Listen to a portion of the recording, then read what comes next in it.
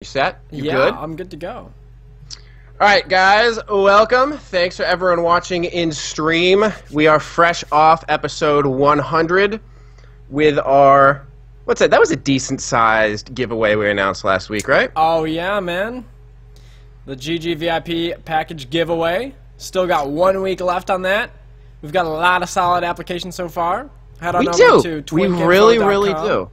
It is coming around right now. The site was down, but it's coming back around. So go to twinkcup.com, the 10 to 19 bracket section of the forums. Look for the thread there. It will be bumped up. The GG VIP 19 package giveaway. If you want to hear all the details about the giveaway package, it's basically you get your decked out 19 tune and you get to bring 3 friends with, fully funded. Go check out our last cast if you want to hear the details on specifically the package giveaway and what it contains. But if you're looking to fill out your application, we want to hear from you guys, and we're going to give it to the person that gives us the best argument for why they deserve to get the VIP package. Boom shakalaka. Boom shakalaka indeed. Oh, and by the way, for new listeners, I'm UB, and that's HB. Oh, yeah. Okay, hey, guys. Ah! All right, and let's dive into some shout-outs. Do you have yours ready to go for the week? No, I'm going to steal yours. I know it is. Subconsciously, I know it is yours. I'm going to give a shout-out to Merm for buying TI. That is a... TI... hang on. I think TI was in a great place for where it was in the first place, and I think it was doing well. And, you know, Shane is a cool guy. At times, I know personally I've butted heads with him, but he's a cool guy. I respect the guy. He ran the site well. I'm interested to see where the progress goes now that the creator of the Twink Cup is now hosting and has bought TI. So I'm interested to see where that goes. So there's my shout out. And how did you know you stole one of my shout outs there? And I would actually, we have a different topic for today, but I would like to delve into that whole thing and what that could mean in a future podcast. So my shout outs are going to be to 2 people who have been supporting the podcast for a long time. One is to LTimeCOD, and the other is to Slacknull, who I'm sure if you guys look at TI or the WoW forums, was amazing at just helping spread the word of his own volition about episode 100. Yeah. So thank you both for supporting the cast and helping spread the word, because that's how people find out about it. Hey man, it's a lot appreciated, and you know, Cast 100 went out with a bang. It was great. Thank you guys for being there. 1 week left on the GG VIP package, so make sure to get your posts in there on Twink Info, like we mentioned before. And just, I want to say for extra incentive, the GG package that is being offered to the winner isn't just for you. It's for you and 3 friends. Yep. So while just getting yourself fully funded is awesome, this is the opportunity for you to bring in 3 friends who maybe haven't been playing in the bracket for a while. Maybe you have 3 friends that have been really itching to try it out, but gearing is kind of a hurdle that can't be overcome. Or maybe you've just been playing Horde and you don't have the means to fund yourself Alliance. Or possibly vice versa, but the state of the bracket kind of leads towards people going Alliance at this point. So, alright, we got all that out. There is something exciting on the horizon for when the Twink Cup ends. And that is the 19 Community Wargames League.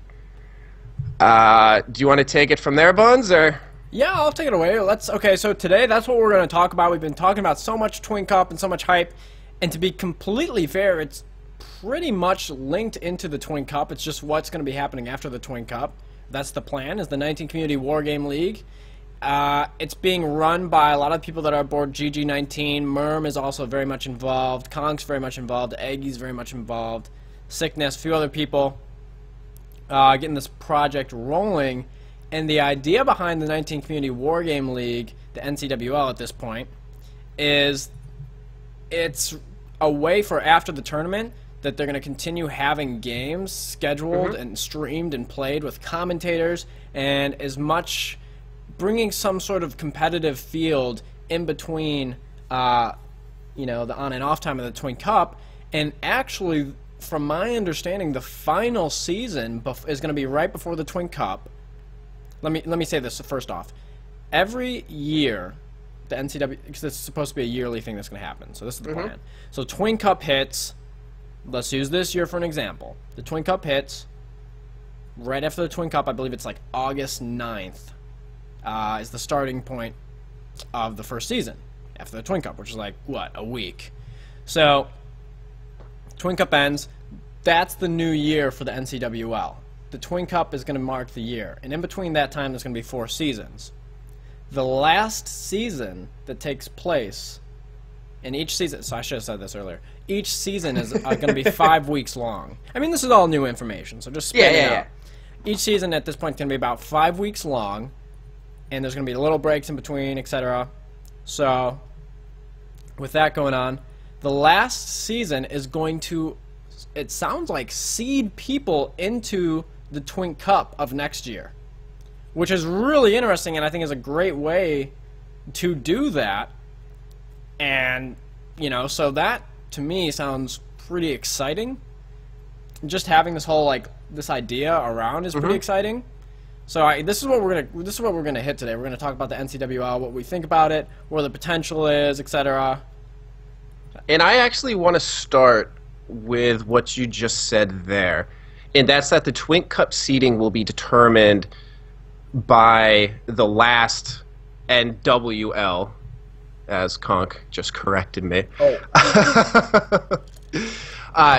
If it's only going to be the last season that seeds the Twink Cup, do you foresee any issues in participation in the prior seasons where it's like, yeah, we might want to do this for fun, but maybe that incentive isn't there if it's just, yo, all we need to do is get in on that last season, do well, and we get our Twink Cup seeding, whereas all the prior seasons are just kind of for bragging rights, which especially for 19s, for anyone familiar with the community, go a very long way, but I'm not sure if they're going to go longer than the potential to have that 1 or 2 seed come next year's Cup. I think that, obviously, for obvious reasons, the 4th season's going to attract the most hype, because as it looks like now, it's going to seed people into the Twink Cup, and, you know, that's really important if you want to play in the Twink Cup. Yeah. So, for obvious reasons, I think that season's going to have the most popularity, but there's a lot of people that play in the bracket that I think are just going to get involved in this whole community wargame thing, and they're just going to play year-round. I think that that's what the goal is, and I think that there is enough attention and players in 19 to keep that going. Okay. So I think the hype is there for it. There's, I mean, it's kind of like I don't know, it's starting to come around, but, you know, the rules have been changing in and out of what they're planning on doing. They're saying around having 4 12 teams, scheduling the games, etc. The one thing for me is that the 4th season is worse. Okay.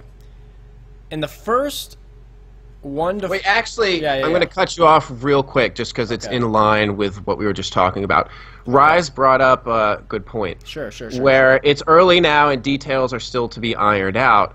But what about the teams that don't participate? So, I mean, it's something that we don't have the answer to, but I guess this could be something for Conk and Merm and the other people organizing this to think about, is then how do you go about seeding those new teams? Is it something similar to this year where it's, you know, first sign up, first come, so say there's 5 teams that participated in that 4 season, then the first of those teams that didn't participate get 5th, 6th, 7th, 8th, and so forth. But that could be something to consider and how that kind of plays in to the overall scheme of things.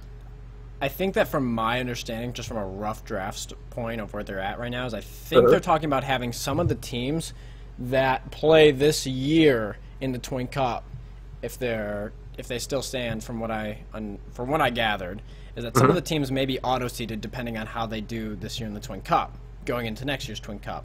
And there's going to be seeding for other teams, or maybe for new teams that form, to play in the 19 Wargame League in that last season, and that's how they'll get seeded in for the 3rd year of the Twink Cup.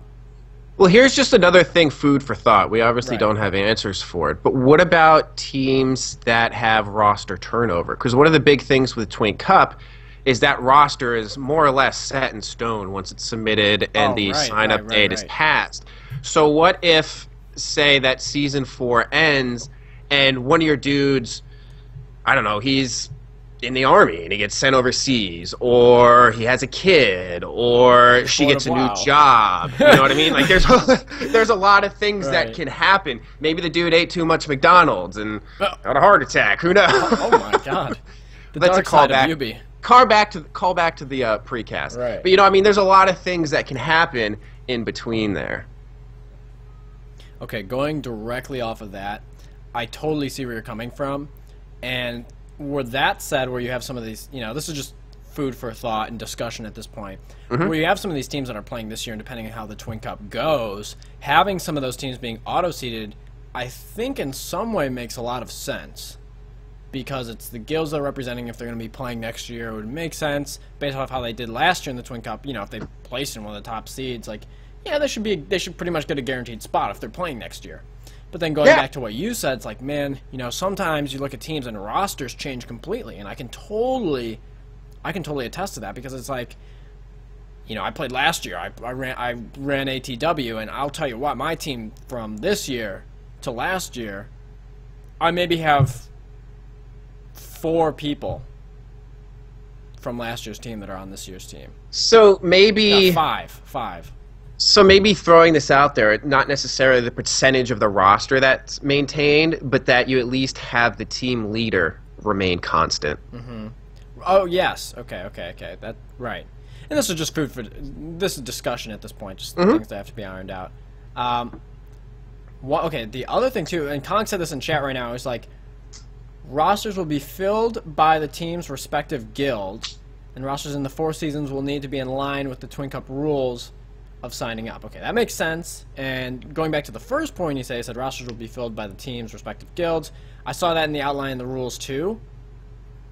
And just thinking, it makes sense from one standpoint, because you want to have everyone stacked into a guild. And in my mind too, I totally understand where they're coming from, where you have the availability of, hey, if they're in your guild, you can call on anyone you want to play for you. If they got your guild tag, you come in there and you play for them. And you can interchange. Yeah, makes that's sense. cool. Gives flexibility. That's also cool to the sense, like the flexibility standpoint, where if it's going to be like an actual league, right? Let's use, say, the NBA as an example. Right. There's the D League, right? And you can call someone up, give them a 10-day, see how they do, then sign them to your squad.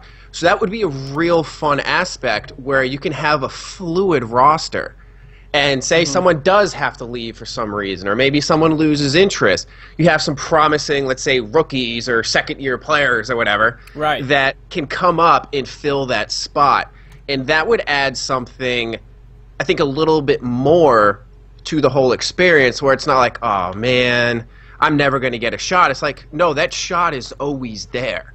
Just keep upping your game, keep performing, and eventually you're probably going to get a shot. Right, and that from a guild perspective, it makes a lot of sense too, because it allows people that are coming in with, making teams for this Wargame League. They should have enough people to play in these games. You can rotate people around. But I'm gonna throw a few curveballs in here that I've thought about. So one, every Twink Cup team that's playing this year, I know most of the guilds that are playing.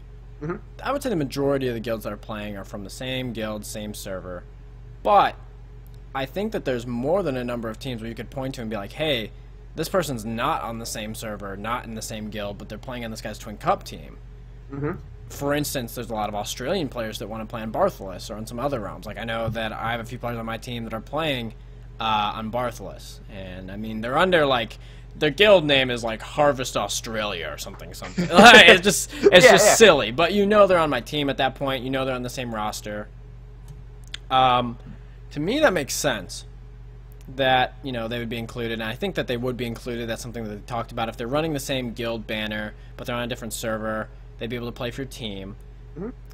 One thing I was looking at, though, that I'm like, one thing that scares me a little bit is that this is the first time, besides the Twink Cup, where we're looking at having organized...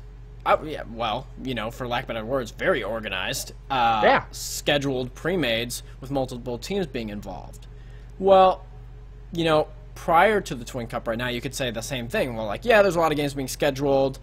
You could say the same thing. They're being streamed and commentated. They are pretty serious. People are getting practice for the Twink Cup. That argument can be still made at the same point, but it's on a different level, if that makes sense. It's, you know, the two guild leaders, they meet up. They figure out, hey, does this time work for you guys? This works for us. Let's sync up at this time at 10 Eastern. You know, that sounds great. They talk between their two guilds. Now with the NCWL, or the NWL rather, it's going to be working with, similar to the Twink Cup, it's going to be working with that third party there, where it's like, it's got to work for you guys and us, and we got to make sure that, you know, we have the commentators on board. We got to make sure that everything's set, which I think from the Twink Cup standpoint is, you know, we've done this 1 year, we're doing it a second year. I think that's going to work. But now we're talking about doing it a whole year thing, and part of me is sitting here and it's like, I think that I'm a little scared at some points because I don't want to say that it's, I want it to be an organic feel, if that makes sense. I think that it'll work, but it's, you know, it's got to be thought about that, like, hey, you know, if we're going to be planning to do this year round and we're going to be scheduling games, it's got to come in a way where it actually does work for both teams and people are actually able to put their team out there, because, you know, it sounds weird, but, you know, I sit here right now, I'll give you an instance. This is perfect because I do a lot of the community war games. So I'll talk to the guild leaders, like I tell them to let me know when they're playing. Obviously, it's got to be a little different from this system because you have 5 weeks to do it. It's round robin. You got to play every team in the system. I mean, 5 weeks is plenty of time in my mind to be able to line up nights to play everyone. But you still got to find that, you've got to find that synced mode where both teams can play and it's going to work out. So right now, I feel that it's very organic, and the teams, you know, when teams are wanting to play, they can go out and play. They can play who they want, when they want. They just got to work it out with the other guild leader. If they want someone to stream it, they know who to talk to, if that makes sense. It's very, I think the best way to put it, it's very organic. With the NCWL, it's going to be, you know, it's more of a league, so you're going to have to meet certain times. You're going to have to be able to play your matches in a certain period of, you know, in 5 weeks, which I think, once again, I'm going to say, I think that's a fair amount of time if they're talking about having like 4 to 8 teams over 5 weeks. But with that being said, it's something the bracket hasn't gone through before.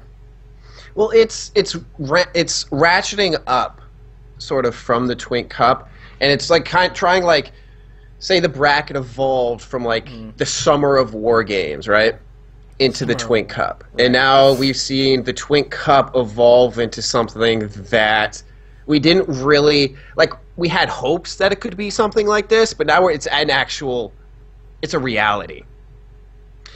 And now it's like trying to take it a step further into having, say, your regular season, which is really what the NWL kind of seems like at this point, and then having the Twink Cup be the playoffs. Where you're going in and you're battling for the chip.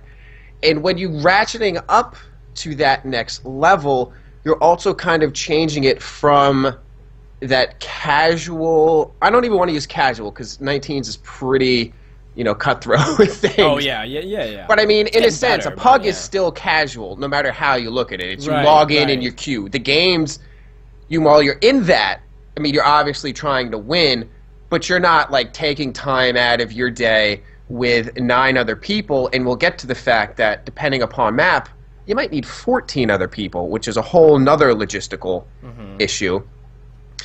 But in doing that, you run the risk of it coming from just something you log in to do to something you have to log in to do. And that in itself could become an issue, and I think that's also where at the beginning of the cast I brought up maybe people are just going to focus on that last season.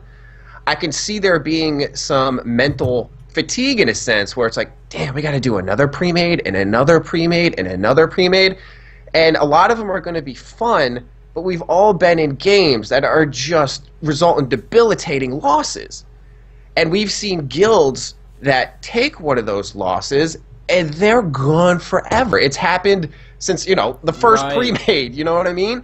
So that's another thing I think that needs to be accounted for, And then you also need to think about what is the size of the pool of players you're pulling from.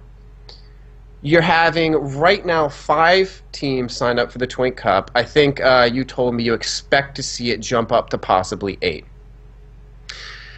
So I think it's unrealistic to expect all 8 teams to be down to do the NWL. I agree. Think I would say half would be kind of, in a sense, a best case scenario, because you have some people that are playing 19 specifically for this, specifically to try and get the money. I mean, yeah, but you know, people say that, and I'm gonna cut you off there. I think there's really only one team who you could be like, yeah, they're playing for the money.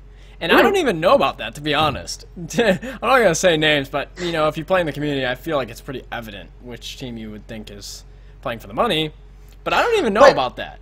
But who cares if they are? I mean, the money's there. It's there for a reason. Come take it. Right. But what I'm saying is, like, 19s, this is going off of this. 19s, to me, is always based on competitive edge, just the community, you know, having that reputation of being the best guild, beating certain guilds, what does that mean for your guild, etc. To me, I think that you're right on your prediction. I think that you could see, like, 4 or 5 teams that are interested in doing this NWL. Now, with that being said, personally, and I know that not everyone shares this viewpoint, but I have to bring it up because I'm not currently super interested in playing because of EOTS and AB. And I know that there are people out there that want to play EOTS and AB. There's a few reasons why I don't want to play either of those Battlegrounds, and that's something that's being talked about right now for the NWL is doing EOTS and AB. And I think at one side, before I even go into my opinion, I think on one side it's like, you know, it's good because it's giving more opportunities to play some of the other Battlegrounds and having different looks, because sometimes there's interest from the community be like, wow, why don't we ever get EOTS or why don't we get AB? Like, I'd love to try it out sometime. At the same time, though, there's a really fine line of keeping people interested and having enough people to actually play, because I think that you would, if you actually went around and asked all the teams that are formed right now and playing, I think that you would be surprised how many teams would not want to play EOTS and AB. Actually, I don't even know if you would be surprised about it. I just don't think that, and here's why. AB takes 15 people to play. That alone is a lot. Like, that's a lot of people to have on in one night, is 15 people. I don't have, like, even for my Twink Cup roster right now, like, I don't have 15 people. Like, if I had to actually go out and get 2 more people, I don't know who I would get. There'd have to be rules made for it, etc. To me, not having mounts in AB is just, oh, man. I mean, it just favors, like, druids. It favors... Yeah! It favors, like druid, chamois, any class that has that benefit to movement. And I just think that because of the lack of CDs and everything going on at 19, AB kind of scares me, and more so for the roster size, to be completely honest, because I'd have to have 15 people. That's saying, like, 15 people, like, boom, 15 people in there, and then, you know, Rise brings up a point, like, hey, what if you did AB with 10 people? Dude, AB with 10 people? With no mounts? Like, what? Like, it just scares, like, that, okay. For me, having 15 people online, that scares me in the fact that I don't think I could have 15 people on. I also don't think I would enjoy it that much because it'd just be which team could stack the most movement classes. And I know that there would be rules put in place, and I understand that.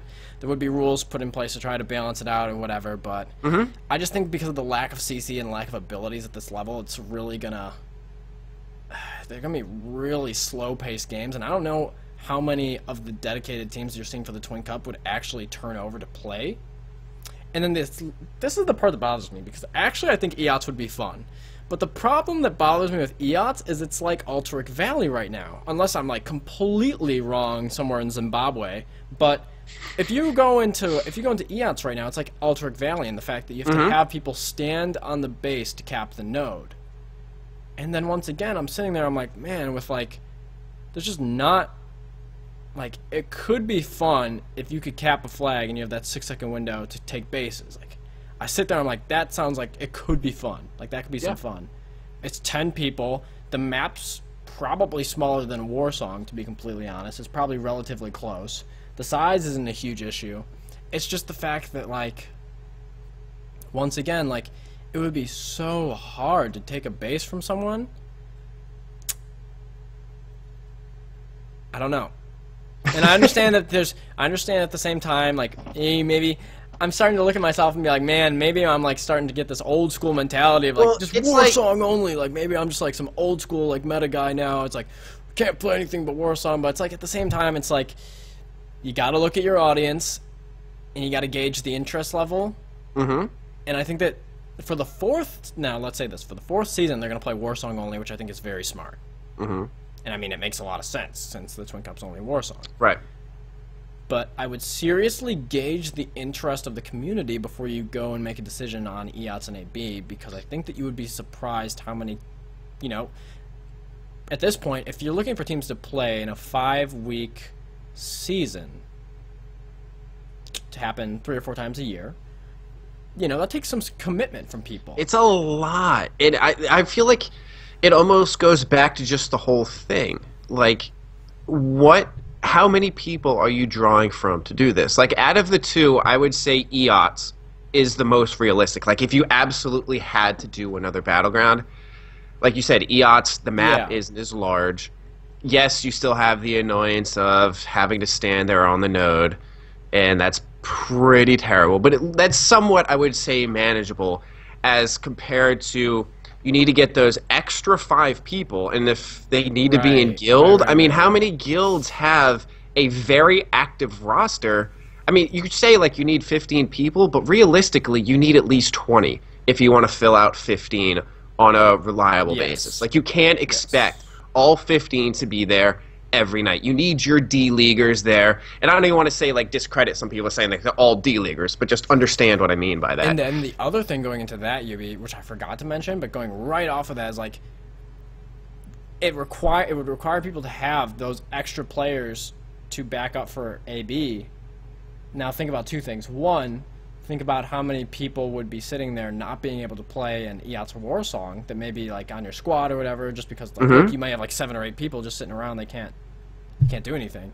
Or 2, this is another big one too, it actually takes that many people to have on your team to feel safe in the fact that like we would be able to have enough people to play AB, which is going to restrict how many actual teams there are playing.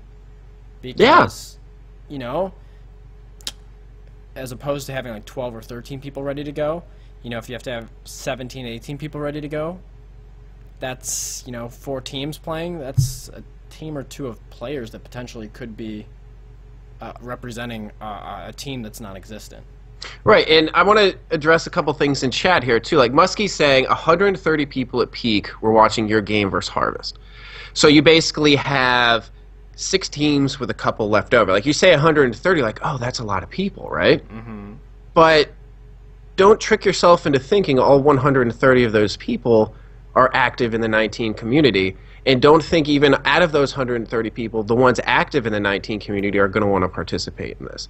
Think about the fact that right now, if you want a game to pop, I mean, there's only one going on. Right. If you miss that, you're waiting.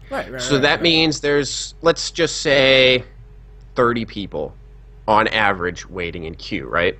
Like, you get one game, you got to wait. Some people miss it. Some people get whatever. And then Conk says you need to stack your guild. Like, that's fantastic. I agree. But who are you going to stack your guild with, and where are you going to get those people from? 19s, that it is right now, has been a very closed-off community. Now, there have been movements to change that, and they've been phenomenal. I think it's, I've said this before on podcasts, I think the GG19 thing is, the best thing that any Twink community has put forth. No, that's Kitty. I mean, it's amazing, and that goes a long way to help. And through something like that, it has, like, the bracket itself has the ability to grow, find those people, and nurture the people that come in. Because it's not just bringing people in, it's keeping them there. So they need to have, like, the gear, which 19s provide, the GG19 program provides. They do a good job about kind of relegating which classes are underrepresented, overrepresented. And I believe they also kind of have like a pseudo mentoring program where it's like, dude, you want to know how to play a chamois? Hit up Zion. Dude's a boss. Like, he'll let you know how to play a chamois, like, as well as you're going to play a chamois in the 19 bracket. So, like, the foundation is there, but it's still finding those people to come in there. And when you introduce it to things like AB, I mean, you're just taking it to that much more. And Yeah. I don't know. I feel like I'm going back and stressing a point we've already gone over, but I think that is one of the most significant barriers that this league is facing right now. I was totally going to bring up a point that made sense in my mind and slipped because you went on such a rant, and I was super excited to talk about it too. And then you did that to me, which is not necessarily a bad thing, so I'm not sure to be mad at you or be mad at myself for having short-term memory issues. It won't be the first, it won't be the last. You've done it to me enough, so I'd say, Wow. Well, what were you just talking about? I've like completely blanked now, because now I want to go back and remember this. It was super important. Oh, no. Got it. Shh, quiet. Here we go. So, yes, I think one thing, too, going off the GG19 project, I think that since the GG19 project and Twink Info and everything is very much involved with the 19 Wargaming League coming out, it's really productive that they're directly linked, because the people that get funded then are like, hey, look, we got a Wargaming League going on. Like, I can jump on a team, see what's going on. Because that takes them from, we got my geared tune, I hop in some pugs, see what's going on, and be like, yo, we got this Wargaming League going on, it's also on Twink Info, I can just check that out. Maybe there's teams playing, there's teams looking to play in that this season, I could hop in, get involved. So I think it's smart in the fact that they're very much correlated. Okay, I don't want to cut you off if you have more. No. Okay. I want to go off on what you just said there, and I'm actually going to redact what I said about the fourth season being the one that counts as being a possible negative. And it's based on something that Muskie just said in the stream chat. He said, it would be nice if there was a way it could be more casual league for all the people who want to play but aren't, air quotes, good enough. So if you're only going to have Season 4 as the determination for your Twink Cup seeding, that means you have Seasons 1, Season 2, and Season 3 to figure things out and play with different people that you normally wouldn't play with if you had, like, legitimate stakes on the line. So you could say I see what you're saying, yeah. There's, like, an extended preseason. You see who makes that 52-man roster. And then you go into Season 4, and you're like, all right, we've played with everyone, we found our team synergy. Let's hope and pray there hasn't been a patch that dropped that completely broke everything we were working with. And this is what we're going to go for. We're going to push with this for the Cup. And then you take that and you transition to the actual playoffs. So, I mean, in a sense, that could actually be really, really cool, that you're picking up every base that, say, a professional league would have and transitioning it into this where it can be semi-casual, and it will be most of the time. But it's going to start to crank up where once you start getting towards the playoffs, that's when you see Tim Duncan play more. Yeah. He's not going to be sitting. You're going to see Derrick Rose, or actually I meant Dwayne Wade. Oh. Yeah, Wade's going to be in there playing games instead of just sitting.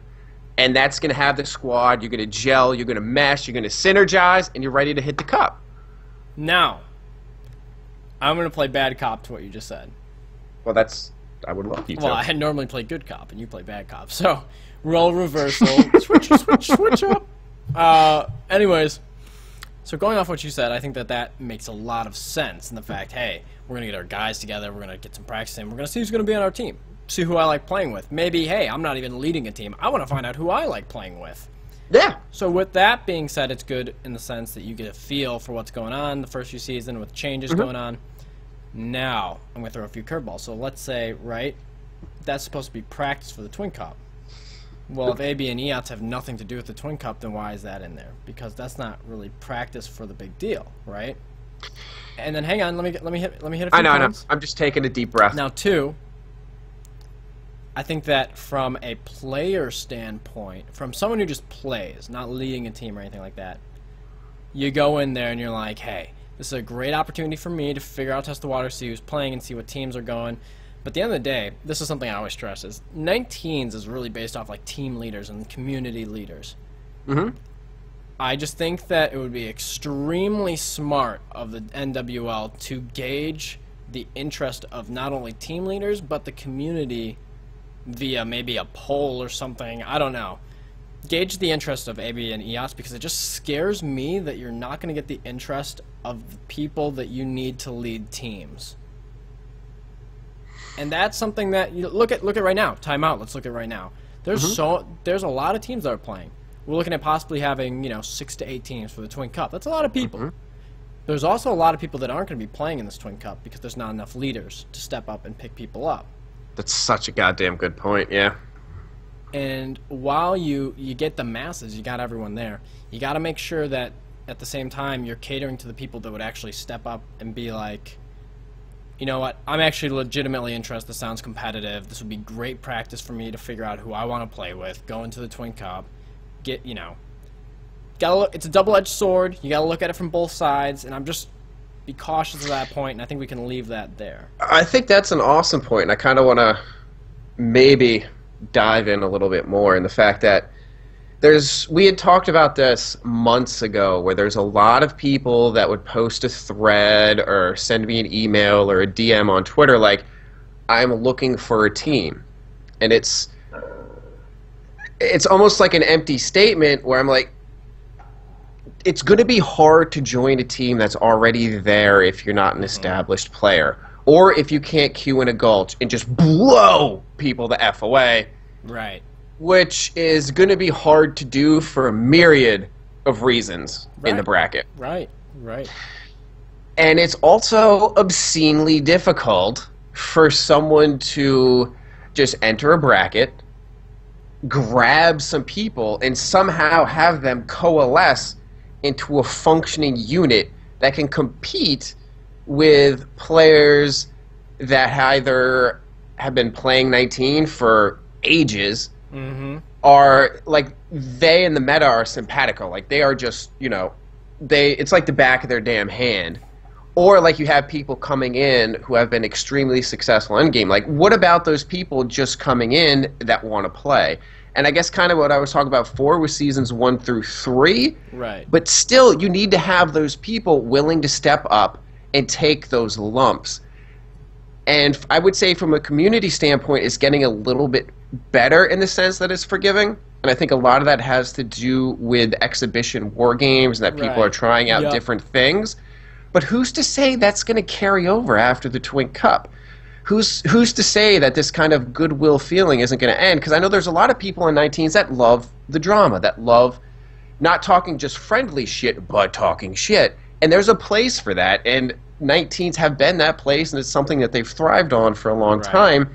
And for people that aren't used to that, I mean, that's a slap in the face. They're not going to just be like, all right, dude, you got your one free shot. Now I'm going to bring it to you, because maybe they don't have a way to bring it back just yet, and they're not willing to take a few more on the chin. No, I think that's a good point. I think, it's right. I don't even know if we have to cover that anymore. Yeah, that's what I was saying. Like, I just wanted to dive back in there because that's something that came up. Now, here's something that interests me too. So we were talking about earlier, this was a little bit back, teams, at this point, teams will be guild-based and be able to filled by any member of that team's guild. We kind of covered that, saw both sides of the coin there, and I think the final point that I'd like to bring up about that, it's good in the perspective that, like, hey, like, you're representing a guild, man, and that means something, that nowadays is a little bit lost in the sense that, like, you're representing a guild. That's huge in the sense that, there's community, there's teams that are ready you can go to. It gives some sort of organization for the bracket to have guilds. In the other sense, it may lose a few people along the way for the, the just how, you may have a team on a different realm. You don't want to spend the $25 to transfer, or yada, yada, yada. So there's two sides of the coin there. I think it's better for guilds, but if you leave, and then the other thing to go with that, this is the point I was really interested to talk about.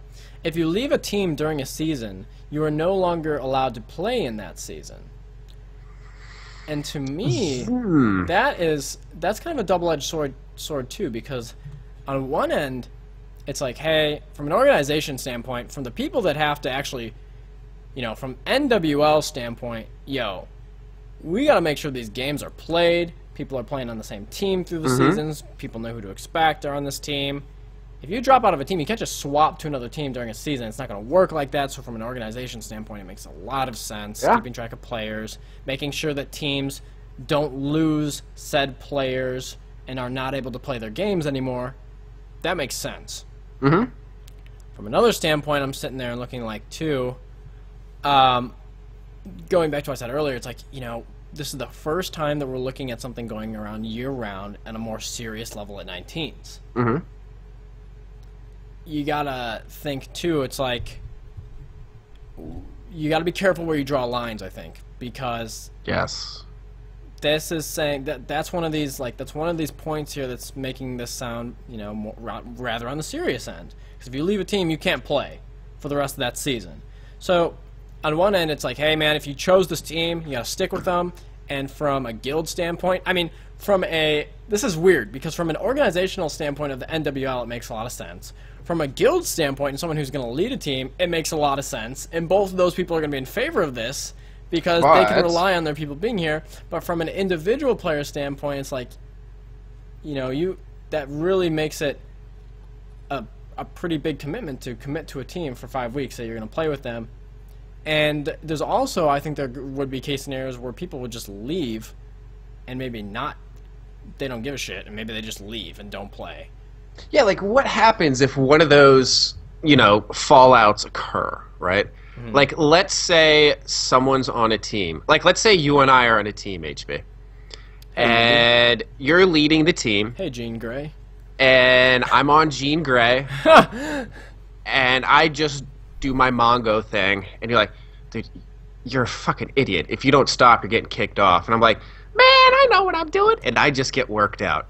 And all of a sudden, you and I hate each other. And I'm like, I can't play for this dude anymore.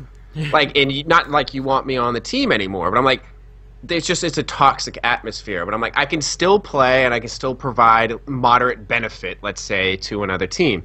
All of a sudden, because there's that atmosphere that is not conducive for either one of us or the team as a whole, I'm ostracized from that entire season. It almost seems like, and this may be going a little too crazy with the, actual pro league parallels or whatever, but what if, say, the seasons are 5 weeks long, right? Okay, yep. You go into the start of the season with what you think are the people you want in your guild. I don't want to say team because you can cycle through members of your guild to form that team. But what if, say, for the first 2 weeks of that season, it's a sort of free agency style thing, where it's you're playing with them, and maybe the team/guild you're on isn't all you thought it was cracked up to be. But maybe through playing pugs throughout the day, all of a sudden I'm like, yo, Chops, you're playing with that squad, right? It's like, yeah. And I jump in a Skype call with them. I'm like, yo, I actually have fun playing with you guys. Like, you think maybe I could be on your team? You're like, you know what? I have room for a Jean Grey. So I move over there. Right? But there's... Okay. That was funny. The penalty doesn't exist because I still am in that, say, 2-week exemption period. And I had, after 2 weeks, you should know, right? So what if you kind of have that buffer zone where you can flesh out the squad a little bit? You can flesh out your guild roster. So ideally, you have these new people coming in, whether it be through GG19 or other methods, and they might just go to that guild, there's for whatever reason, but it might not be the actual proper fit for them. But they want to play in the league, they got accepted to a team, right, and they can do it, but it doesn't penalize them for making the wrong choice so much, and they have those 2 weeks to determine that, for both the leader, the guild, and the player.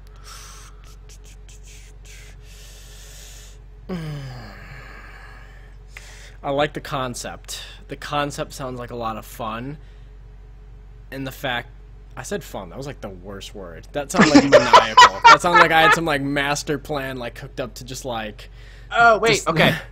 But real quick, before you launch into that, I think this would be a good thing. And this also furthers the professional league sort of thing.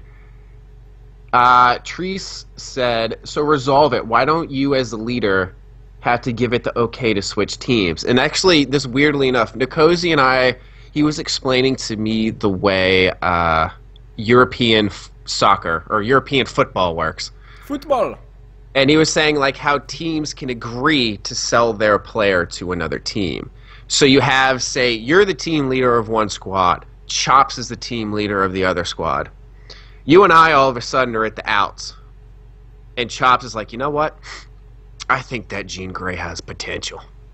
I would like to take Jean Grey off your hands. And you're like, dude, I would like nothing more than to rid myself of that motherfucker. Take him! And so Chops is like, cool. And so you have that agreement between the guilds to take it. That might be going a little too far and so forth, but it's another kind of wrinkle where it might address a certain issue. I think that, in theory, what you're saying makes a lot of... It makes sense. And I think it's an idea that needs to be, you know, pick at it a little bit. I think there's something there. Mm-hmm. But I'm going to go back to my point that I said earlier. It's like, hey, what if someone just, like, literally doesn't give a fuck about the NWL at all? It's like, dude, I don't like playing with you guys. I don't care. Like, okay, I signed up for your team to play pre-mains. Like, this NWL thing is, like, whatever to me. I just want to play. Like, I don't like playing with you guys. Like, I'm just going to leave. Like, they don't even have to say any of that. They could just leave. But that's what they're thinking, right? They could just leave.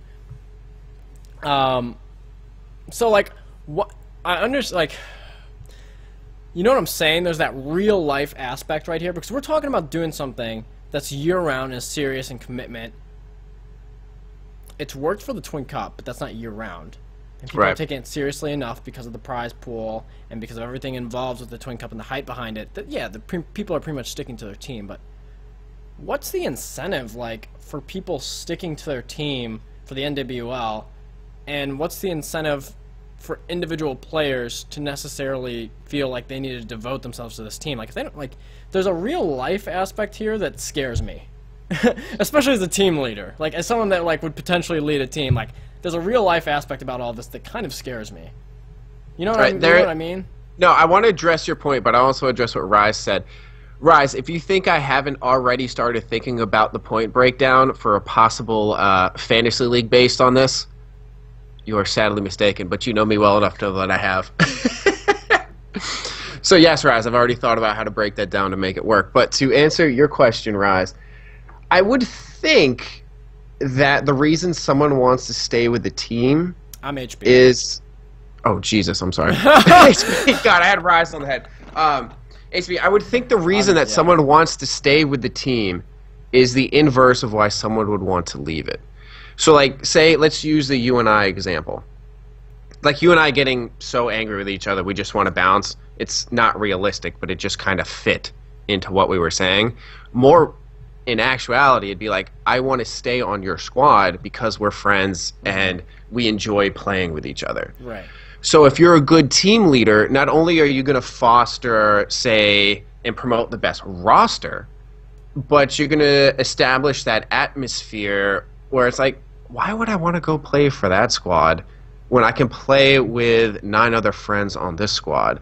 Like, we'll have our ups, we'll have our downs. We'll work together, and we'll figure out a way. You know, maybe we won't win, but... All right, this is going to sound super corny, but we'll have fun. You know what I mean? Like, we'll figure out ways to play together. And you're not necessarily playing just to win, which you are, but...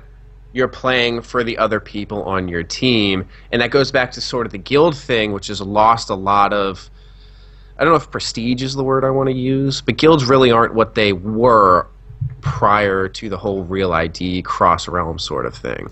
So however you... And I don't know if... I said I totally agree on that point, and I don't know if it'll ever really go back, just because of how World of Warcraft has changed and evolved as a game. Conk brought this up earlier, and he was saying, like, look, there's definitely something to consider, but would that hamper players swapping between seasons? And I think that, yeah, from, like, an organizational standpoint, that makes a lot of sense. You know, it gives people windows to swap teams, figure out, you know, maybe they didn't like playing with this team this season, they're going to hop to the other team afterwards. And I think that that's perfect from an organizational standpoint in the sense that, like, hey, we're giving them time slots. They can leave this team afterwards. If they didn't like playing with them, whatever. But then I sit there and I said it earlier, it's like, well, there's a real life aspect here where, like, some people are really selfish and don't really care about what other people think, and they'll just leave. And maybe they don't really care about the NWL that much. They just care about playing in the pre-mades, and the NWL is another way for them to play pre-mades. There's also something to consider there. So it's like, there's a fine... I could see some guilds that have more than enough people to play, regardless if 1 or 2 people leave. But then I also see that there's going to be guilds where if 1 or 2 people leave, like, man, that would really suck. But it's also... it's just discussion, food for thought, because there's things to consider here. And that, I would say that goes a lot into... I mean, the team leader is going to have to wear a lot of hats. They're going to have to be the GM. They're going to have to be the coach. They're going to have to be the scout. And when you put all that together, it's like, do you sign a J.R. Smith? Or maybe you take a safer bet, maybe less skilled? Or, like, do you take the J.R. Smith with the Iman Shumpert package because, like, all right, I know what this is going to give me. This one has potential, but it could also combust terribly for us. Yeah. But maybe it's worth the risk. So that's also something to consider. Oh, yeah, it definitely was. But also, I mean, that if you have it, like, say you get labeled the J.R. Smith of 19s, I mean, that's a stigma that's going to follow you. Like, why is another team going to pick that guy up for that squad? Like, there will be actual repercussions for a player's actions. And that's something that rarely comes into play in the current, I'd say, community or atmosphere and so forth. I've seen several examples of it, but for the most part, people can act however they want, in-game, out-of-game, forums, whatever. And it's like, if you're good enough, that's fine. But in this format, it can be great, but if you're going to be a D-bag and you're going to screw the team over, I'm sorry, man, there's just not going to be a spot for you. And if there's repercussions for that that are lasting past, say, a pre-made or two, you might not find a squad on another team. You know, I think that's odd. You know, you gotta see if, like, you gotta see if it's gonna work out for your team. And it's, you know, on one side I'm sitting here, I'm starting to look full picture now. It's like one side I'm sitting here, and it's like, you know, Twink Cup's gonna end. Merm got TI, which is from someone who plays 19, someone that loves the Twink Cup, that's totally involved in this whole thing. That's just like the best thing that could have happened in my mind for organization of not only the Twink Cup, but GG19 and the NWL now that this is being formed. So, from one idea, I can see a team extending, you know, maybe extending into this off season, or this. Well, really, this is the season, I should say, the first season of the NWL. Getting ready, you know, just playing for fun, playing to figure out who you want to be with, but it's the first time that 19 is going to have some sort of year-round commitment to being with guilds and pre-mades. It's exciting. It is exciting. I sit here and I've kind of, like, you know, I've said good points, I've said bad points, and it may sound like I'm nitpicking a little bit, but I'm just saying it from, like, you know, you gotta point out. I love giving my opinion on things, and some people like that, some people don't. But you know, while I'm here, I got a microphone in hand. I at least gotta say the things that make sense and don't make sense to me. And I think that this has a lot of potential. I think NWL has a lot of potential. Yes. It's just figuring out the way to attract the most attention of the community and the most interest from the community. If you got that balance, like this could really turn into something. You know, this could be the next huge step for 19s. And we're talking about weeks. We're talking weeks. No. One final point here. Okay. I think people shouldn't forget how much effort has already gone in for teams right now playing in the Twink Cup, and how much exerted energy has been put into the Twink Cup. And when the Twink Cup's over, I think, you know, I told Conk, you know, Conk came up and approached me about all this, and I gave him my opinion short. I think it's a good idea. I give him my short opinion. I feel like this is going to answer my question. And it's like, well, you're going to have teams, you know, there's going to be teams that are playing this Twink Cup that are here to play the Twink Cup, and they're, you know, but I don't think we're going to know who's going to play and who's not going to play till after the Twink Cup's over. The Twink Cup's going to be over like August 2nd, and the first week of the NWL starts August 9th, if I'm not mistaken. So Yes, it does. I'm looking at it right now. You know, it's going to be pretty fast, like figuring out like what teams are actually going to play and what teams don't. But I think that you won't know exactly what teams are going to play until the Twink Cup's over. Well, like this is the question I wanted to ask you, and you alluded to it there. Is that too soon after? Because there has to be, I would think. I mean, I didn't participate in last year's, but I mean that's a lot for not just like say you as a team leader to undertake, and then of course you have to digest whatever the end result is, good or bad. Yeah. And for the following week, get the troops rallied up after they basically have just played 3 straight days of World of Warcraft. I mean, everyone's attic is a mess at this point. They've put in their whole heart and soul into the gulch. They're sprawled on the floor for good or bad. Pizza boxes like to the ceiling. Right. They've had roommates or significant others like just handling every function that's necessary at that point. They've taken a weekend off work. I mean, whatever it may be. And then the next week, it's like, boom. And I'm going to use this phrase because if I was in that shoes, it's exactly how it would feel to me. It would almost be like back on the grind. And I think that's the exact opposite thing that the NWL wants to present to people. And I know a big allure is to capture the hype of the Twink Cup. And there is a whole lot of good to be said for that because the Twink Cup has brought a lot to this. I'm not even going to go on anymore. It's just an obvious fact. But, like you were saying, know your audience. Understand that you have people that have just put in a lot, whether it be exhibition games, the arena portion. Unfortunately, the rap tournament isn't working anymore. Or the Warsaw Gulch part. I mean, that's a lot you're asking of people for 7 days later to be like, all right, man, back in the saddle. Let's ride. I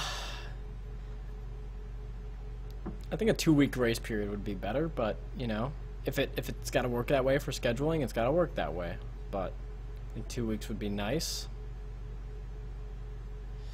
I don't know. I'm gonna, you know, they're talking about there is a point system in place too to intrigue people, and Conk mentioned earlier in chat that there is an incentive to have prizes for teams at the end of the season for doing well in the NWL in seasons of, you know, 1, 2, 3, or 4 of the NWL for which team wins the point ladder.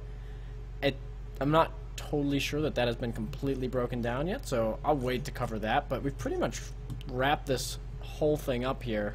Yeah, I would like to think we covered just about all of it at this point. Yeah. I'm pretty gassed, actually. I'm pretty first time for everything. Right. All right, you want to give your social indicators? I'll give mine, and then we can go to the Juicy Jams and close it out. Twitch.tv/FearTheBuns. Make sure to tune into the stream to watch the community war games before the Twink Cup. At FearTheBuns on Twitter. Make sure to chuck a follow on both. All right, and you can find us at bisnation.net. Also, make sure to check out Twink Info, newly acquired by Merm. Oh my goodness. Conk wants us to hit one more point, which is totally... Oh, Jesus. All right, Conk, hurry up. I'll keep talking and okay. The last thing that we didn't really cover that much about the NWL is it's going to be streamed and commentated, just like the Twink Cup. Oh, yeah, okay. And this is big. We should cover this. So people that want to get involved in the production of the NWL and the Twink Cup, the NWL is going to be very much like a tryout for people to get involved. So if people like streaming, like I love streaming, I love commentating. You know, there's a weird mix there because I lead a team and I enjoy commentating. So finding a balance there is, you know, can be a little challenging. But if you want to be involved in the production of the stream or getting involved in the NWL, you can always get on board and talk to Conk or Eggy or Merm or one of those guys at Twink Info and getting involved in the production of the stream, streaming it, commentating, etc. So that should be mentioned there. Sorry to interrupt there, but that is I super almost important. feel like that brings in a whole another 20 minutes of conversation, but I'm going to not go down that road. You got that out. I guess that's important there. But this also, like we were saying, I'll say it real quick at least. While the people playing have the opportunity to show and participate in teams, the people that would like to be part of the media aspect have the opportunity to show what they can do and then be part of the Twink Cup. Mm-hmm. So that's kind of a cool thing, how that's works somewhat hand in hand. I guess let's go Juicy Jams. You got a track?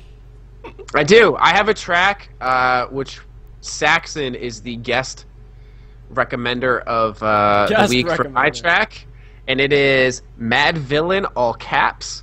If you listen to Sax's stream, I'm sure you've heard it a few times, but it will be either starting or ending this week's cast, depending upon what Buns picks.